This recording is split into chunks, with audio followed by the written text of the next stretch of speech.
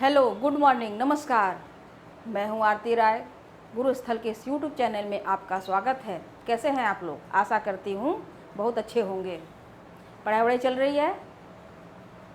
और बताएं क्या हाल चाल है? चलिए, आज हम क्या पढ़ाएंगे? आज हम आपको भारतीय इतिहास के जो पहले नंबर पे आता है, प्राचीन भारत का इतिहास। हमने इसके पहले जो वीडियो आपको डाली वो क्या था, मतलब कल जो हमने पढ़ाया था वो हमने आपको भारतीय इतिहास के पाठ्यक्रम बताया था पूरा, तीनों, प्राचीन, मध्य और आधुनिक का। आज उसी कड़ी में हम प्राचीन भारत के इतिहास को पढ़ाएंगे। और प्राचीन भारत के इतिहास में सबसे पहले हम अध्ययन के स्रोत बताएंगे, क्योंकि अध्ययन के स्रोत ज़रूरी होता है जानना, क्योंकि किस तरीके से हमारे इतिहास को लिखा गया है, क्या है इतिहास को जानने का स्रोत क्या है। अभिलेख, मुद्रा, शास्त्र, साहित्य, विदेशी विवरण, ये जितने भी हैं हम एक एक करके देखेंगे यहाँ पर। ठीक, अब देखिए हमने यहाँ पर लिखा है प्राचीन भारतीय इतिहास। अब यहाँ पर अध्ययन के स्रोत, अध्ययन के स्रोत देखिए मुख्य रूप से दो प्रकार के होते हैं। कैसे? ये आपका हो गया साहित्यिक, साहित्यिक स्रोत। दूसरा हो गया आपका पुरातात्विक स्रोत।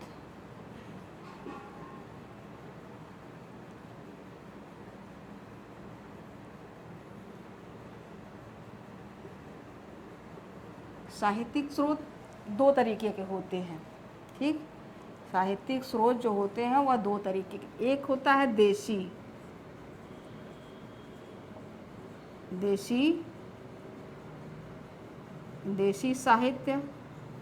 देशी साहित्य का मतलब कि जो यहाँ के लेखकों ने इतिहास के बारे में लिखा है, वह इतिहास के बारे में क्या लिखा है, जो कुछ उस समय काल में घटनाएं हुई, जो भी कुछ हुआ, उन्होंने साहित्य में यानी किताबों के माध्यम से जो अपनी बातें बताई हैं, उसे क्या कहते हैं? साहित्यिक स्रोत। और साहित्यिक स्रोत में क्या क्या आता है वो भी हम देखेंगे। अब दूसरा इसी में क्या होता है, एक होता है विदेशी, विदेशी साहित्य। अब ये इस पर हम अभी आते हैं, हम यहाँ भी बात कर लेते हैं। ठीक, अब ये पूरा तात्विक स्रोत जो होता है सबसे महत्वपूर्ण होता है। क्यों? क्योंकि ये बिल्कुल ही प्रामाणिक जानकारी देता है। किसी भी पत्थर पे, किसी भी अभिलेख पे कुरेद के लिखा जाता है, यानी खोद कर लिखा जाता है, तो वो सही माना जाता है। उस समय काल में, प्राचीन काल में किस राजा ने क्या क्या कार्य किया, कौन कौन आए, क्या हुआ, सब लिखा जाए। अब पहले नंबर पे हम यहाँ पर लिखेंगे अभिलेख। अभिलेख हमने बताया ना कि किसी पिलर पर, किसी पत्थर पे, या तो चांदी के, तांबे के जो पत्र होते थे उस पे अपनी बातों को लिखा जाता था उस समय, तो ये अभिलेख में अंतर्गत आ जाता है। अब वो दूसरा आता है मुद्रा। मुद्रा का मतलब क्या होता है? मुद्रा का मतलब आप समझ लीजिएगा पैसा, कॉइन उस समय का। और उस समय का जो मुद्रा होता है सबसे पहले कहाँ मिलता है देखने को? महाजनपद काल में। ठीक, और उस समय जो मुद्रा थे आहत मुद्रा, और बहुत सारी मुद्राएं थी, चांदी के भी बने थे। ठीक, मुद्रा के बाद क्या आता है? मृद भांड। मृद भांड, मृद का क्या मतलब होता है? मृद का मतलब होता है मिट्टी, और भांड का मतलब होता है बर्तन, यानी कि मिट्टी के बर्तन। ठीक, किसी भी संस्कृति के बारे में जानकारी के लिए इस मृद भांड की बहुत आवश्यकता होती है। जैसे आप कहीं किले खंडहर में गए और वहाँ पे बहुत रंगीन ये मिट्टी के बर्तन पाए गए, या टूटी फूटी अवस्था में या अच्छी अवस्था है, तो आप क्या कहेंगे कि उस समय काल के लोग बहुत अच्छे रहे होंगे, धनी रहे होंगे। या बिल्कुल नहीं पाए गए, क्या कहेंगे, या मतलब अच्छे नहीं रहे होंगे, है ना। अभिलेख, मुद्रा, मृदभांड। अब उसके बाद क्या आता है? मूर्ति कला। मूर्ति कला, मूर्ति कला में हम देखें क्या पर, गांधार, कि जो बुद्ध की होती है ना, गांधार शैली, मथुरा शैली, ये सारी चीज़ें हम यहाँ देखेंगे। फिर चित्रकला भी कैसे थे, चित्रकला, अब इसी में हम देख लेते हैं चित्रकला। चित्रकला, इसके बाद यहाँ पर हमारा स्थापत्य कला आएगा। स्थापत्य कला का मतलब जो भवन होते हैं, महल वगैरह जो होते हैं स्थापत्य कला। ठीक, ये पूरा तात्विक स्रोत के अंतर्गत आता है। आप ये समझ लीजिए कि किसी भी परीक्षा में ना यह अध्ययन के स्रोत से 2 प्रश्न जरूर आता है। एक प्रश्न तो आपको यहीं से निकल जाएगा, इनमें से कोई भी प्रश्न निकलेगा। एक प्रश्न आपके यहाँ साहित्य से पूछेगा, और दूसरा प्रश्न ये जो विदेशी साहित्य है ना, विदेशी साहित्य मतलब कि जो विदेश में, या तो विदेश में बैठ के यहाँ के बारे में जानकारी रखते थे, या यहाँ जो आते थे विदेशी, व्यापार करने आए या पढ़ने आए, तो यहाँ पर रहे लोग, उन्होंने कैसे कैसे इतिहास, उस समय की जानकारी पुस्तकों के रूप में लिखा है, तो वो ये सब बातें यहाँ पर हमें मिलेंगी। ठीक, अच्छा एक चीज़ जो इसके पहले हमारी जो कल वाली जो क्लास थी, उसमें एक जगह ना गलती हो गई। हम जब आपको बता रहे थे हड़प्पा सभ्यता के बारे में, तो हड़प्पा सभ्यता इंडस वैली सिविलाइजेशन होता है, और हमने ये गलती वहाँ पर कर दी कि वैदिक संस्कृतियाँ को इंडस वैली सिविलाइजेशन 2 बार दोहराया। एक टीचर को ऐसा नहीं करना चाहिए, पर गलती से ऐसा हो गया। पढ़ाते पढ़ाते कभी कभी क्या होता है ना कि निकल जाता है, तो इसके लिए क्षमा चाहती हूँ। ठीक, अब हम यहाँ पर जो हमारा साहित्य है, देशी साहित्य और विदेशी साहित्य के बारे में हम देखते हैं। ठीक, अब देशी साहित्य भी हमारा कैसा होता है, ये और भागों में बढ़ता है। अब देशी साहित्य में पहले नंबर पे क्या आएगा, पहले नंबर पे आएगा धार्मिक।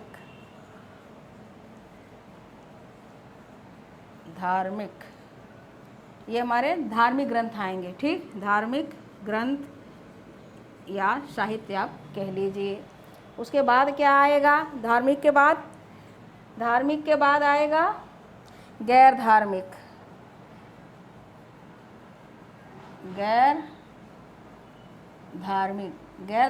को और क्या कहते हैं, लौकिक साहित्य भी कहते हैं।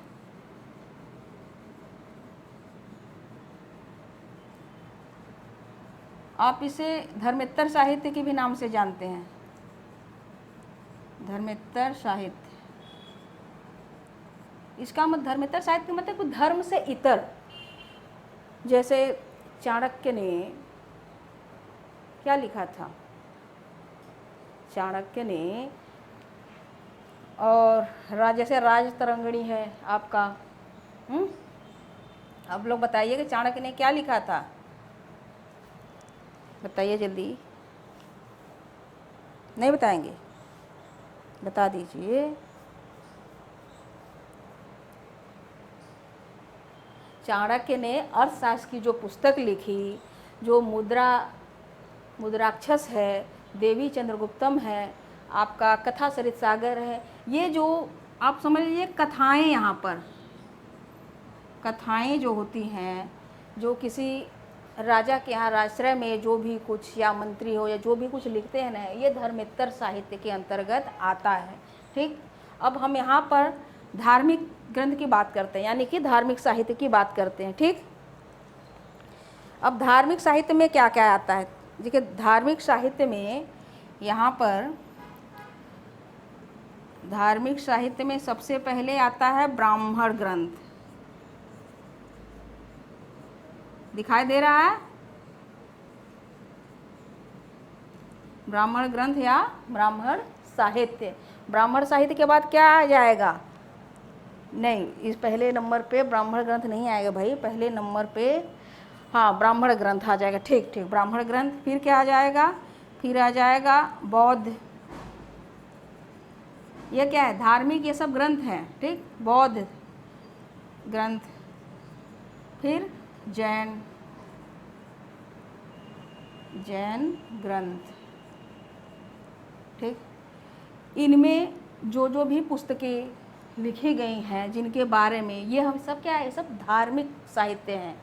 ठीक, अब जरा यहाँ पर दिखाई देगा कि नहीं देगा, अब यहाँ पर ब्राह्मण साहित्य में क्या आएगा? वेद आएगा। दिखाई दे रहा है? नहीं दिखाई दे रहा? चलिए आगे लिखती हूँ।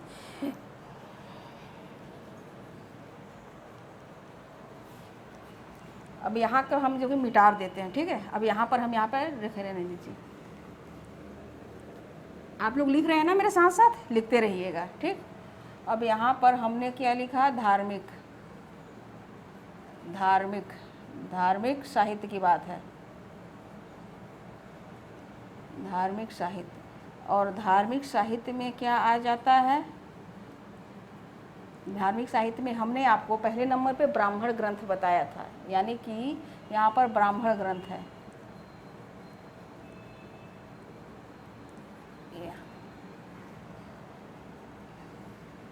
अब ब्राह्मण ग्रंथ में सबसे पहले वेद आता है। वेद की संख्या कितनी है? 4।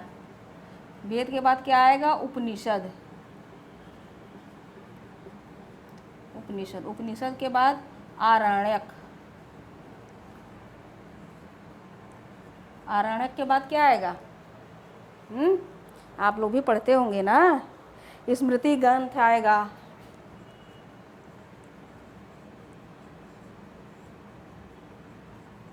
स्मृति ग्रंथ। फिर क्या? वेदांग एवं सूत्र साहित्य। दिखाई दे रहा है? क्यों? सूत्र साहित्य के बाद क्या आएगा? पुराण आते हैं। पुराण। ये पुराण कितने हैं इस समय? आप लोग हमें लिख के बताइए कि पुराण कितने हैं। पुराण के बाद क्या आएंगे? ये हमारे काव्य आएंगे। काव्य। काव्य का मतलब महाकाव्य।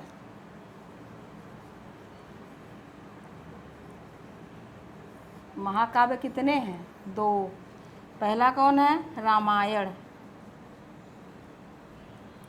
दूसरा महाकाव्य कौन है? महाभारत।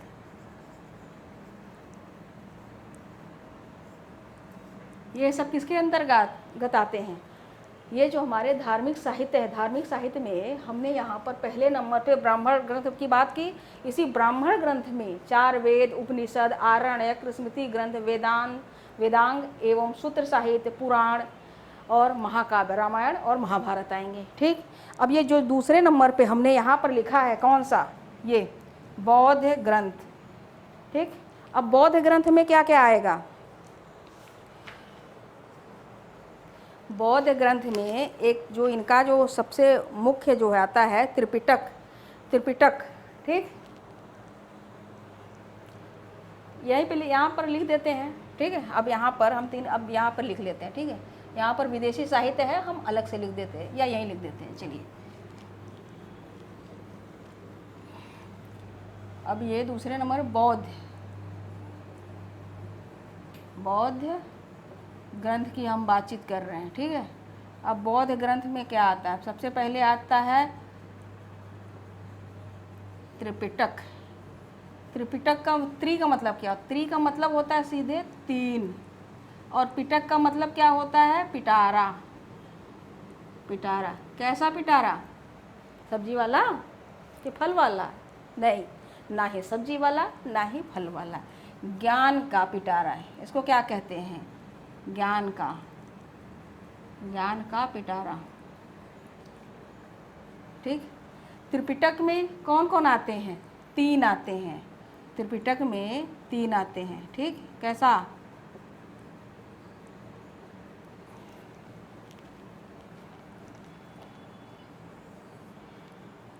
आप लोग भी पढ़े हैं, कभी कुछ बताएंगे हमें कि सिर्फ सुन रहे हैं? सुत्त पिटक, विनय पिटक और अभिधम्म पिटक। ये एक आएगा सुत्त पिटक,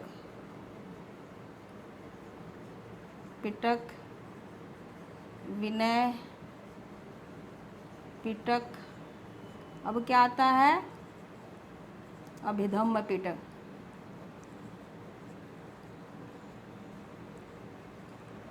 इस सभी में कुछ न कुछ बातें लिखी गई हैं, और ये हम आपको आज भी इस अध्ययन के स्रोत के पाठ्यक्रम ही बता रहे हैं। अब एक एक करके मैं आप लोगों को बिल्कुल ये जो कल से हमारी जो क्लास होगी एकदम से आप समझ लीजिए कि इतिहास शुरू हो गया।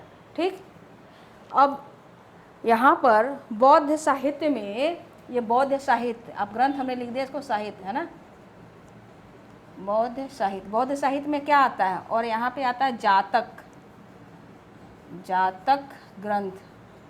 जातक ग्रंथ में बुद्ध की 550 कहानियाँ लिखी गई हैं। मतलब 550 कहानियाँ कैसी, उनके पूर्व जन्म के बारे में लिखी गई है। जातक ग्रंथ में बुद्ध की 550 पूर्व जन्म की कहानियाँ हैं, पूर्व जन्म की कहानियाँ कि बुद्ध ने 550 बार जन्म लिया अलग अलग रूप में। ठीक, ये देखिए काल्पनिक है ना। उसके बाद भी आते हैं, और क्या आते हैं बताते रहिए, आप लोग भी लिख नहीं रहे हैं। अंगुत्तर निकाय, ये बौद्ध साहित्य में एक आता है अंगुत्तर निकाय, अंगुत्तर निकाय। उसके बाद क्या आता है, महावस्तु, महावस्तु, दिव्यावदान,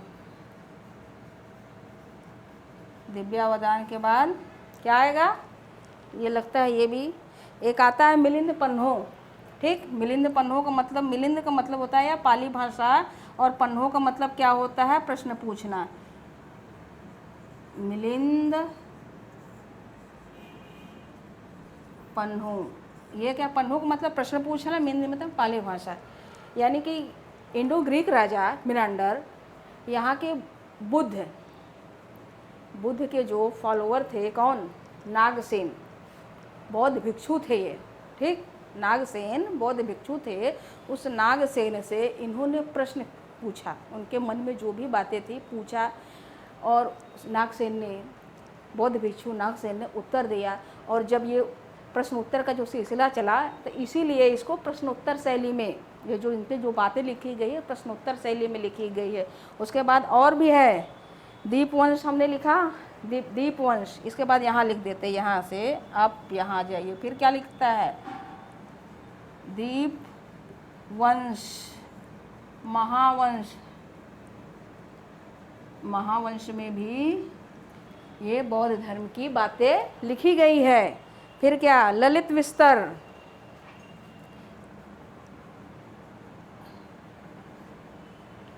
ललित विस्तर, ललित विस्तर में भी बातें लिखी गई है बौद्ध धर्म में। उसके बाद क्या आता है, बहुत शांति है, क्यों शांति है, महावस्तु और अश्वघोष की रचनाएं। महावस्तु, महावस्तु।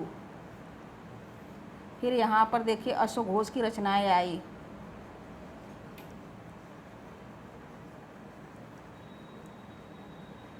दिखाई दे रहा है,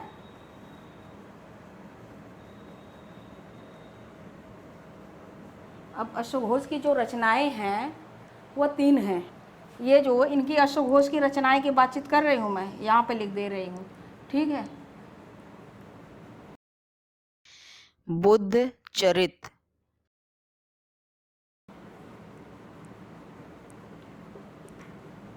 सौदरानंद, तीसरा है सारी पुत्र प्रकरण।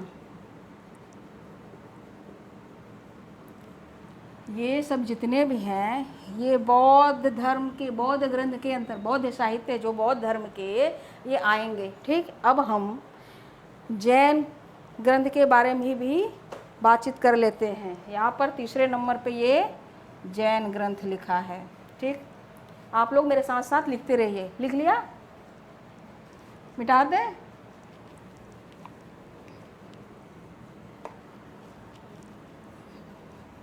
अब हम यहाँ पर जैन ग्रंथ की बात करेंगे। ठीक है,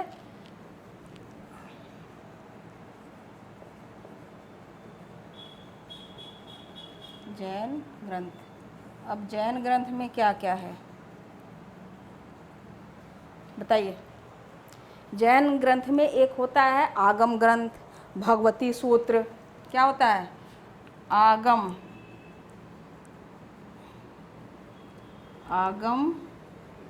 ग्रंथ, भगवती सूत्र। इस भगवती सूत्र में भी 16 महाजनपद की जानकारी मिलती है ना। आचारांग सूत्र,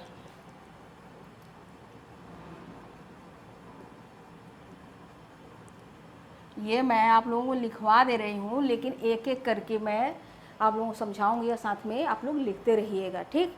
अगर मैं समझाते रहूँगी ना तो बहुत लंबा देखिए समय निकल जाता है और समझ में ठीक से नहीं आएगा। एक आता है कल्पसूत्र, ये कौन? जैन ग्रंथ में आता है, ठीक। उसके बाद हेमचंद्र सूरी की पुस्तक भी आती है इसी में। इन्होंने, हेमचंद्र सूरी कौन थे? जैन साधु सन्यासी से भाई ना, है थे कि नहीं थे, ये बताइए।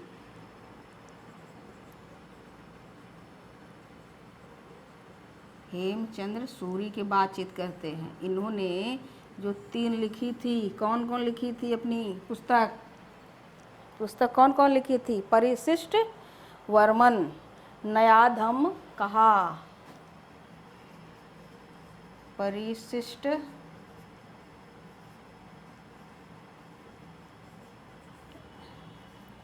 नया धम कहा, ठीक। अब ये सारी चीज़ें आपकी हो गई। यहाँ पर हमने जो बताया अध्ययन के स्रोत में साहित्यिक स्रोत की बात हम करें, इधर हमने आपको पूरा तात्विक स्रोत बता दिया, हमने मिटा दिया था उस समय, ठीक। उसके बाद साहित्यिक स्रोत में 2 तरीके, एक देशी साहित्य और एक विदेशी साहित्य। विदेशी साहित्य अभी हमने नहीं बताया, हमने देशी साहित्य में सबसे पहले हमने क्या बताया? धार्मिक ग्रंथ के बारे में बताया और गैर धार्मिक ग्रंथ। गैर धार्मिक ग्रंथ क्या है? जैसे चाणक्य ने जो लिखा अर्थशास्त्र और जितने भी कहानियों के बारे में, कथाओं के बारे में जो सब ग्रंथ मिलते हैं, ये गैर धार्मिक ग्रंथ का मतलब धर्मेतर का मतलब जो धर्म से इतर हो, धर्म से थोड़ा अलग हो, ठीक। अब हमने आपको ब्राह्मण ग्रंथ के भी बारे में बता दिया, बौद्ध ग्रंथ के बारे में और जैन ग्रंथ के बारे में भी बता दिया, ठीक। अब हम जरा विदेशी पर भी आ जाते हैं, विदेशी साहित्य पर। विदेशी कैसे आए, क्या आए, है ना। अब यहाँ विदेशी तो है, अब हम इसको मिटा देते हैं, सिर्फ विदेशी ही लिख देते हैं यहाँ पर, ठीक। विदेशी क्या हुआ? चल नहीं रहा ये, रुकिए दूसरा लेते हैं।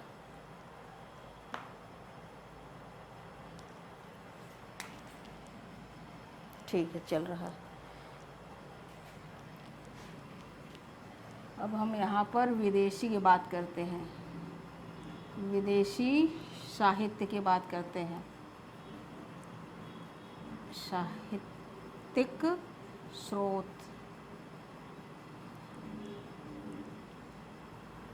ठीक। अब विदेशी साहित्यिक में देखिए कई जगहों के लोग आते हैं, यूनान से आते हैं, चीन से आते हैं, और कहाँ से आते हैं? और आते हैं कि नहीं आते हैं? आते हैं। अरबी, फारसी, है ना। अब ये यूनान, सबसे पहले हम जो देखिए, जो विदेशी लोग थे जो यहाँ पर व्यापार करने भी कुछ आए थे, कुछ यहाँ पर जो जैसे सिकंदर आया, पर्शियन आए, तो उनके साथ भी विद्वान आए थे। उन लोगों ने यहाँ के बारे में जो देखा, लिखा, और कुछ तो अपने ही देश में बैठे बैठे यहाँ के बारे में लिखें। कैसे कि जो बातें यहाँ पर लोग लिख करके गए, उनको देख देख के भी लिखें। जैसे अभी हम लोग, जब आप लोग जब पढ़ते हैं, करंट एग्ज़ाम देते हैं, तो आप क्या पढ़ते हैं? आप अपने देश के बारे में, करंट के बारे में पढ़ते हैं, करंट अफेयर। तो क्या विदेश के बारे में जानकारी नहीं रखते हैं? विदेश के बारे में भी जानकारी रखते हैं, अंतर्राष्ट्रीय खबर क्या है उसके बारे में जानकारी रखते हैं। उसी तरीके से वहाँ जो विदेशी जो बैठे थे अपने घर में, वो भी यहाँ के बारे में जानते थे और कुछ न कुछ लिखते रहें। क्या क्या लिखें? यूनानी। सबसे पहले हम किसकी बात करेंगे? यूनानी की बात करेंगे। यूनानी यूनानी लोग जब आए, विदेशी साहित्य जो यूनानियों ने क्या क्या लिखा, एक तो था हेरोडोटस। यूनानी में कौन आया था? सबसे पहले हेरोडोटस आया था। हेरोडोटस, हेरोडोटस को क्या कहते हैं? इतिहास का पिता कहते हैं। ये क्या कहते हैं? इतिहास के पिता। ये कहाँ के थे? यूनान के थे हेरोडोटस। इनकी एक पुस्तक थी, क्या नाम थी इनकी? हिस्टोरिका। ये कब आए थे? ये आए थे 6ठी और 5वीं सदी में। 6ठी और 5वीं सदी में आए थे। अब आप ये सोच रहे होंगे कि हम 6 नंबर पहले लिखे और 5 नंबर पहले। भाई उल्टा चला था ना, यहाँ से ये 0 था, ये ईस्वी है, और इधर वाली जो बात है ये क्या है? ईसा पूर्व है। तो यहाँ से 1 नंबर शुरू होता है, 2, 3, इस तरीके से यहाँ पर कभी 5वीं सदी आया, फिर यहाँ पर 6ठी, तो यहाँ से गिनाई हो रही, इसलिए हो रहा है। ठीक,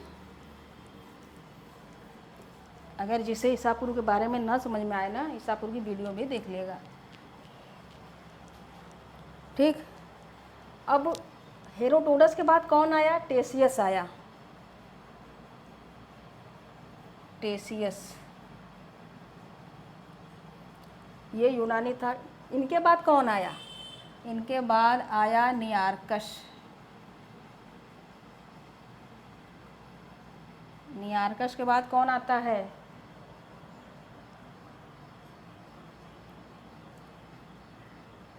अनेसीक्रिटीज। अनेसीक्रिटीज आता है। ये मात्रा गलत हो गई।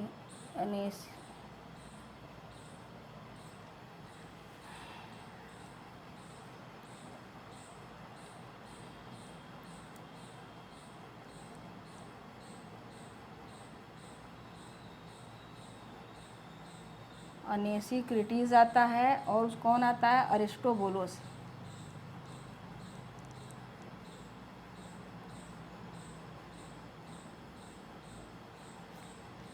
ये विदेशी साहित्यिक शोध जो है आपके यूनान के कौन थे? हेरोडोटस, टेसियस, नियार्कस, अनेस्टिक्रीज और अरिस्टोबुलस। ये तीनों कब आए? ये तीनों सिकंदर के साथ आए थे। किसके साथ? सिकंदर के साथ। ये तीनों, ये वाले यहाँ से यहाँ तक जो आए थे, सिकंदर के साथ आए थे। सिकंदर के साथ भारत आए थे। ठीक, अब इसके बाद कौन आया? मेगास्थनीज भी आए भाई। यूनानी मेगास्थनीज भी आता है। मेगास्थनीज की पुस्तक कौन थी? इंडिका।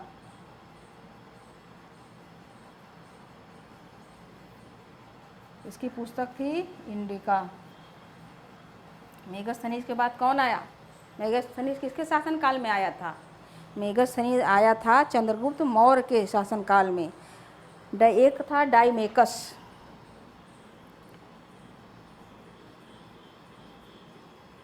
डाइमेकस किसके शासनकाल में आया था? ये आया था बिंदुसार के समय काल में। अब तीसरे नंबर पे कौन आया था? अशोक के समय कौन आया था? अशोक के समय आया था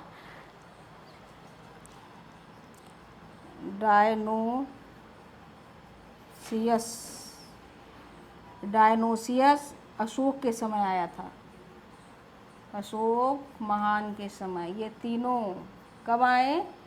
मेगास्थनीज, डाइमेकस, डायनोसियस, ये कब आए? मौर्य काल में आए आपके, मौर्य। ठीक, और भी लोग आते हैं, उनको भी देख लेते हैं। इतना आप लोग लिखिए। लिख लिया?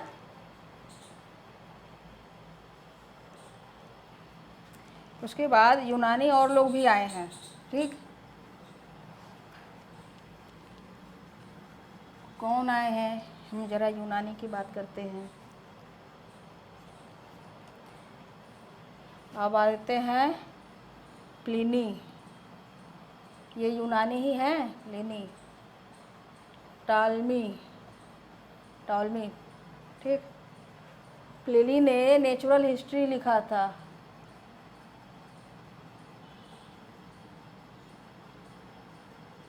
नेचुरल हिस्ट्री क्या थी, इनकी पुस्तक थी, किसकी, प्लिनी की, ठीक।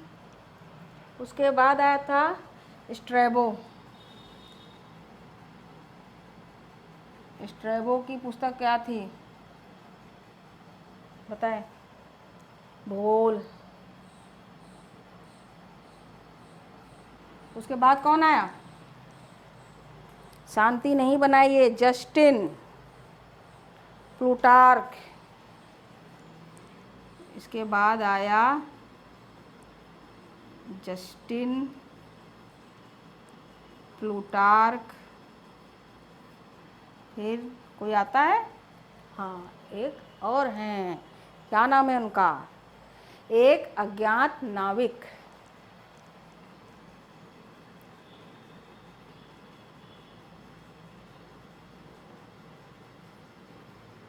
ये जो अज्ञात नाविक हैं, इनका नाम नहीं है। इन्होंने जो पुस्तक लिखी थी, क्या नाम था, पेरी प्लस ऑफ एरेथियन सी।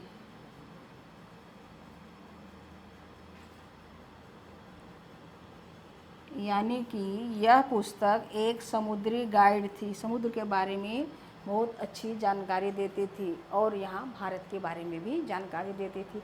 लेकिन ये नाविक था, ठीक, इनका लेखक, लेकिन उसने अपने लेखक का नाम नहीं लिखा, यानी कि जिसने लिखा उन्होंने अपना नाम नहीं लिखा, बस लिख दिया एक अज्ञात नाविक, ठीक।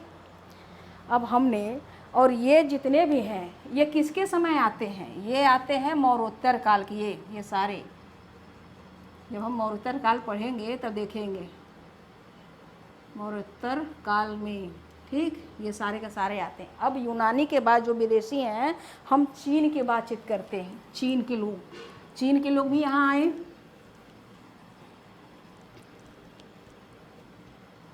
चीन, ठीक। चीन में सबसे पहला नाम किसका आता है, फाहियान का आता है। चीन वाले के क्या आ गया, फाहियान की पुस्तक का क्या नाम है, पढ़ा है कि नहीं पढ़ा है कभी। इसकी पुस्तक का नाम है फो की, ठीक।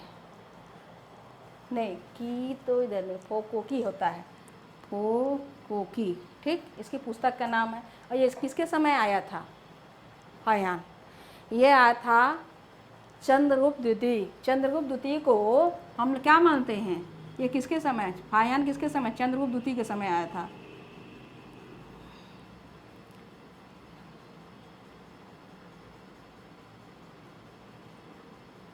चंद्रगुप्त द्वितीय को क्या कहते हैं, विक्रमादित्य कहते हैं ना, विक्रमादित्य।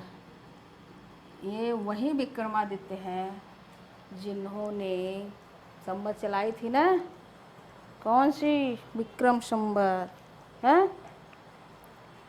और चीन के लोग जब आते थे तो भारत को क्या कहते थे, चीन के लोग भारत को क्या कहते थे, इंतू कह के बुलाते थे, इंतू, ठीक।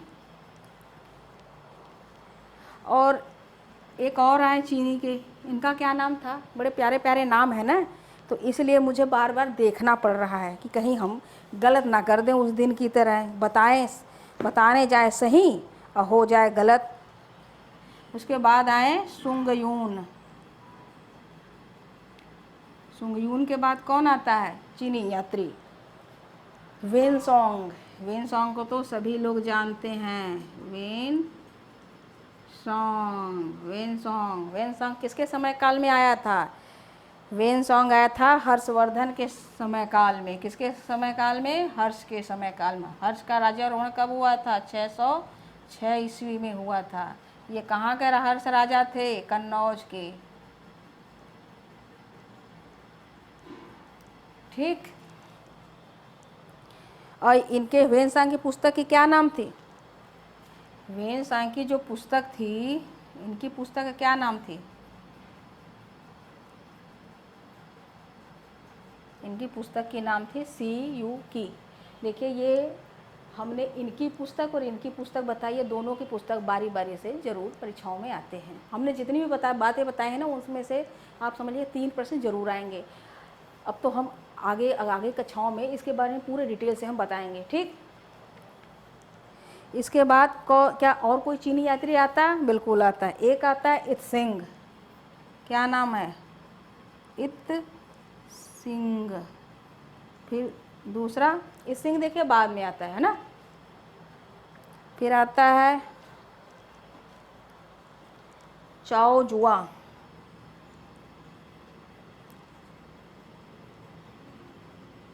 एक और सज्जन हैं, वो भी आते हैं, उनको भी देख लेते हैं। इनका क्या नाम था?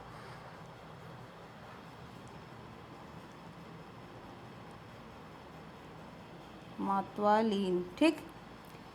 ये सारे चीनी आते हैं। चीनी यात्रियों ने अपने समय समय पे अपनी अपनी पुस्तकों में भारत के बारे में जो जो भी चीज़ लिखा है, क्या क्या लिखा, कैसे लिखा, वो हम सब एक एक करके देखेंगे। ठीक। और ये जो ह्वेनसांग भारत में कितने साल रहा? यहाँ ये है, कहाँ गया ह्वेनसांग? ह्वेनसांग भारत में 16 साल रहा था। 16 साल। कहाँ? भारत में। ये क्यों आया था? ये आया था कि हम यहाँ के बौद्ध तीर्थ या जो दर्शन कर लें, बौद्ध स्थल के हम दर्शन कर लें और यहाँ पे बौद्ध साहित्य जो है इकट्ठा करें और अपने देश लेके जाएं। ठीक। ये इसलिए आए थे। और ये आप 6 वर्ष नालंदा में भी थे। कौन? 6 वर्ष नालंदा में भी थे ये ह्वेनसांग। ठीक है। उसके बाद हम अब देखिए, यूनानी हो गया, चीनी भी हो गया। फिर उसके बाद देखिए पूर्व मध्यकाल शुरू हो जाता है। कब? 711 में ही तुर्कों का आक्रमण होता है। उसके बाद आप ये समझ लीजिए कि 750 से ही पूर्व मध्यकाल शुरू हो जाता है। तो उस समय भी कुछ लोग आए, अरबी फारसी जो लेखक थे, अरबी फारसी। ठीक। ये कौन कौन थे? एक थे सुलेमान। ठीक। एक है अलबरूनी। और तीसरे कौन थे? अल-मसूदी।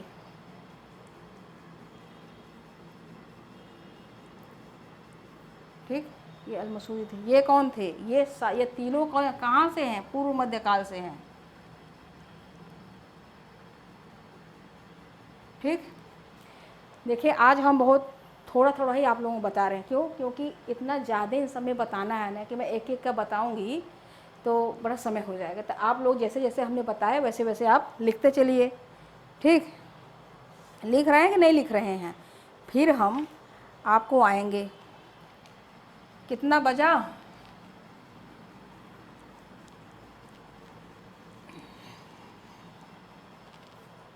कितना बज रहा है इस समय? अब देखिए, हमने जो आपको पहले नंबर पे थोड़ी सी हम जानकारी दे देते हैं। पहले नंबर पे हमने क्या बताई थी आपको? धार्मिक साहित्य में पहले नंबर पे हमने कुछ बताई थी। क्या बताया था? हमने आपको धार्मिक साहित्य बताया था ना। थोड़ा सा आपको बता देते हैं यहीं पर, फिर उसके बाद हम कल से ही अपनी क्लास को अच्छे से शुरुआत करें। धार्मिक साहित्य में एक होता है वैदिक साहित्य। ठीक। वैदिक साहित्य। वैदिक साहित्य में क्या क्या आता है? वैदिक साहित्य में क्या आता है? इसके अंतर्गत 4 वेद आते हैं, ठीक, 4 वेद, ब्राह्मण ग्रंथ, आरण्यक, उपनिषद, इसके अंतर्गत ये 4 वेद आते हैं। किसके अंदर? वैदिक साहित्य, 4 वेद, आरण्यक,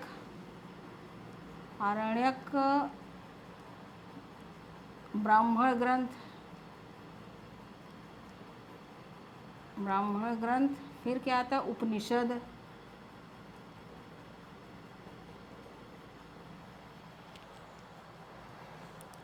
ये वेद, 4 वेद, आरण्यक, ब्राह्मण ग्रंथ, उपनिषद, इसको मिला करके ये वैदिक साहित्य बनता है, वैदिक साहित्य कहा जाता है। इसके बाद एक और आता है, उसको क्या कहते हैं? ये दूसरे नंबर पे होता है वैदिक वाङ्मय।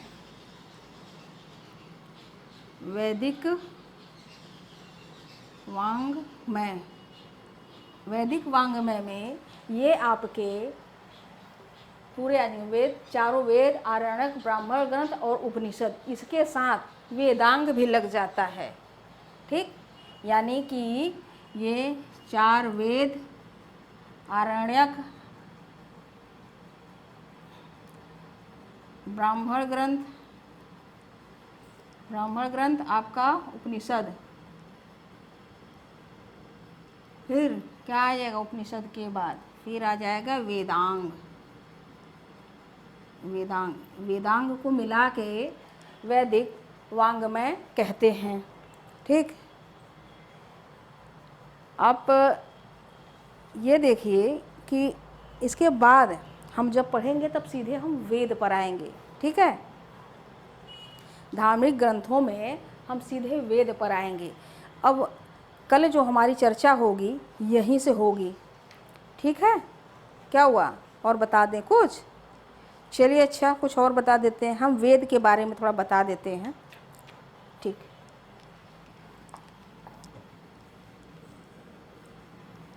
देखिए, वेद का अर्थ होता है ज्ञान। ज्ञान मतलब जानना,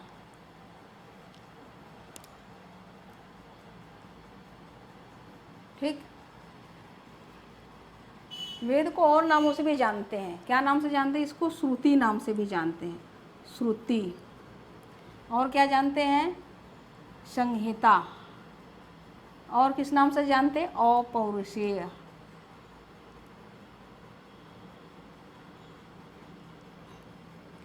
श्रुति का मतलब होता है सुनना, यानी कि जो उस समय गुरुकुल था, यानी कि आप समझिए कि गुरु सामने बैठा हो, गुरु और शिष्य आमने सामने बैठते हैं, और जो गुरु अपने बातों को, अपने ज्ञान को बताता है, शिष्य उसे सुनता है और कंठस्थ करता है, यानी कि मौखिक रूप। श्रुति मतलब सुन के मौखिक रूप से, मौखिक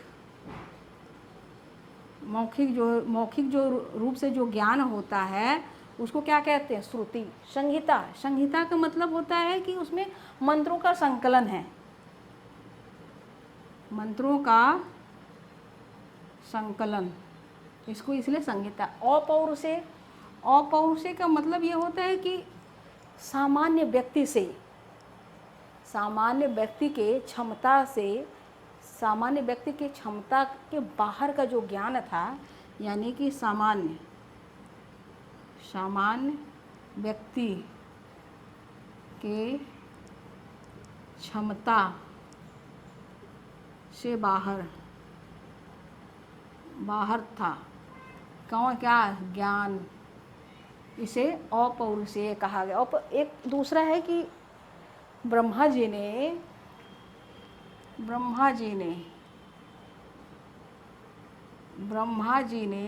सृष्टि के आरंभ